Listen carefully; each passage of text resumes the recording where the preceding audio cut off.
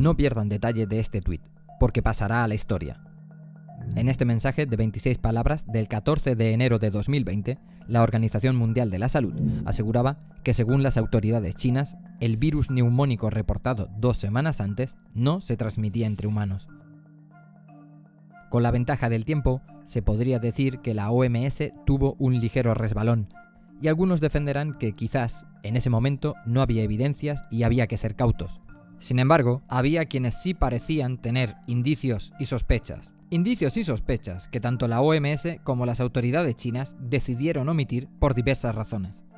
El 30 de diciembre de 2019, el mismo día que China reportaba varios casos de la extraña neumonía, el doctor Li Wenliang, un oftalmólogo de Wuhan, escribía en un chat con colegas que su hospital había diagnosticado un caso de algo muy parecido al SARS, otra epidemia de coronavirus que también se inició en China en 2003, y advertía que como aquel podría ser contagioso entre humanos.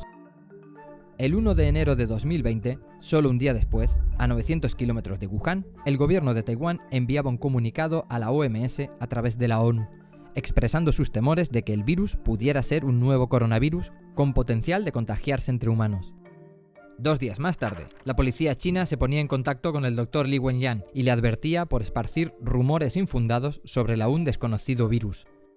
En los días siguientes, Taipei decidía cancelar miles de vuelos de Wuhan y otros lugares de China, y ponía en cuarentena a quienes tenían síntomas sospechosos. El 7 de febrero, Li Wenliang, de 33 años, moría infectado por el coronavirus, ya conocido entonces como la nueva versión del SARS.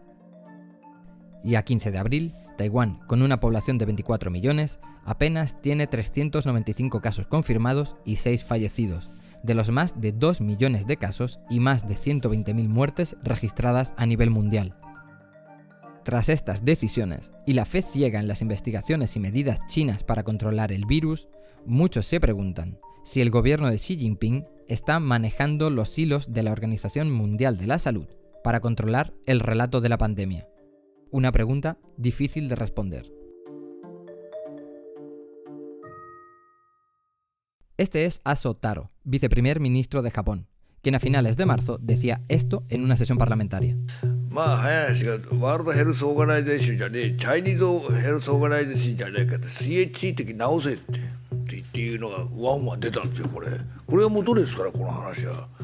Y obviamente no es el único que está lanzando estos mensajes.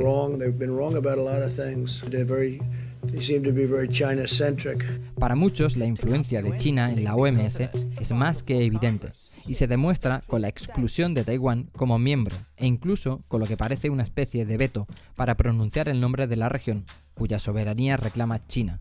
Y para todos estos, una muestra es lo que ocurrió en esta entrevista de un medio hongkonés a uno de los principales epidemiólogos del organismo, que fue preguntado por Taiwán. WHO considered Taiwan's membership.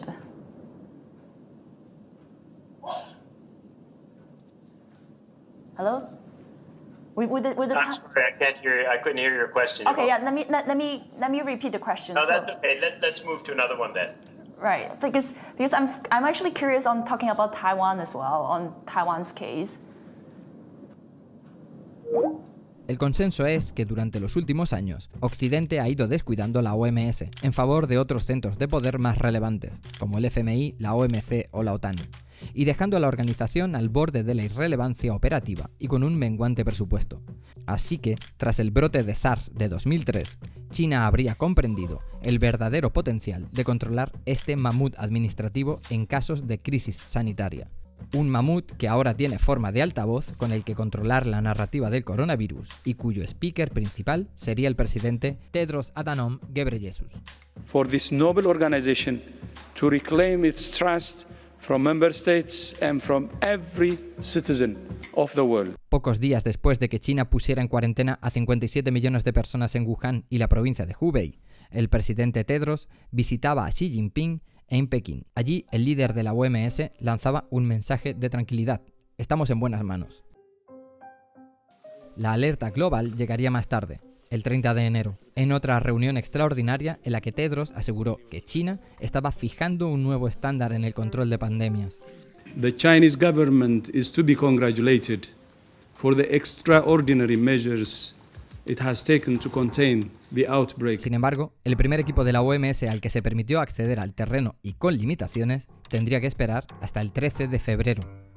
2 semanas más tarde, Tedros se mantenía inamovible en su discurso. The steps China has taken to contain the outbreak at its source appear to have bought the world time. Pero la OMS tuvo que declarar la pandemia el 11 de marzo, cuando ya sumaba más de 120.000 contagios, 4.500 muertes y 114 países afectados. Y con el mundo contagiándose a toda velocidad, Tedros pedía mirar a Wuhan como símbolo de esperanza. Wuhan provides hope for the rest of the world, that even the most severe situation can be turned around. Para valorar el incierto alcance de la influencia china en la OMS, es fundamental entender cómo se financia la organización.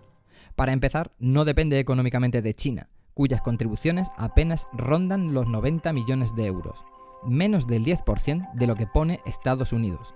De hecho, las aportaciones estatutarias de los 194 países miembros de la ONU tan solo cubren un quinto de los gastos del ente multilateral, cuyo presupuesto operativo para 2020-2021 ronda los 5.000 millones de dólares.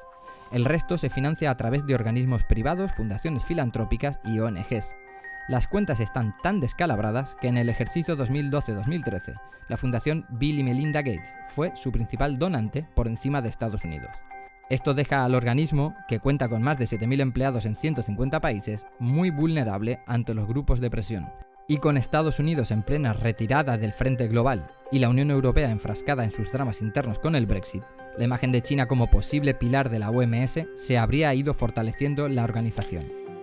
Pero a pesar de todas estas críticas, la OMS ha impresionado a muchos médicos y profesionales sanitarios por su velocidad y eficacia en la toma de medidas en la crisis del coronavirus.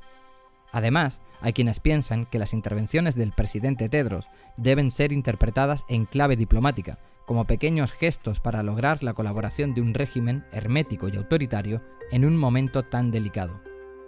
Pero parece que en su estrategia, la OMS pudiera haber acabado mezclando lo político con lo sanitario. Para muchos, Tedros se ha erigido en uno de los defensores a ultranza de la draconiana vía china para controlar los brotes, aceptando de forma acrítica sus cifras e informes. Y ningún ejemplo más sangrante para ilustrar esta peligrosa confusión que el cómo se ignoró las advertencias de 2 fuentes que, de haberse escuchado, podrían haber cambiado el curso de una de las peores crisis de la historia de la humanidad.